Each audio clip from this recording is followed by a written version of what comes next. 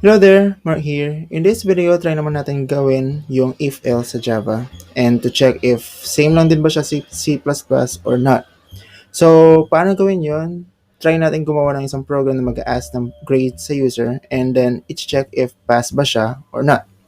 So, how to do that? Syempre, need natin ng mag-i-scan ng ating input, which is scanner.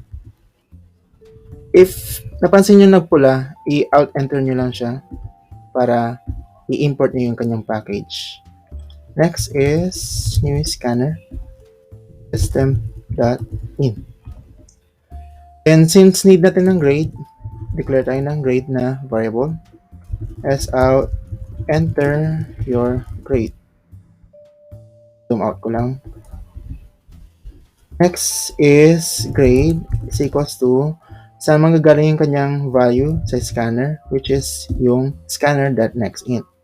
Now, since meron na naman yung ating grade, pwede na tayo mag-if-else. Same lang din, if, then open and close parenthesis. If grade is, paano mo masasabi na pass yung inyong grade? That is, if yung grade nyo is 75 or higher. So, if greater than or equal to 75, doon yung masasabi na pass siya. Now, ano yung i-output mo sa user to imply na nag-pass yung kanyang grade? So, you pass. Else, of course, ano kabalitan na ng pass, you fail. Now, how to check? Run natin.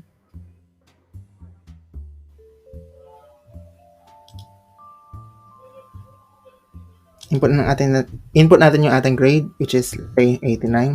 89 is greater than 75, so you pass yung dinaanan niya. Next, i-rerun natin. Enter your grade, let's say 64. You failed. So that's it. Same lang din naman siya sa C++. If else, then yung if natin mayroon siyang open and close parenthesis, andun yung ating condition.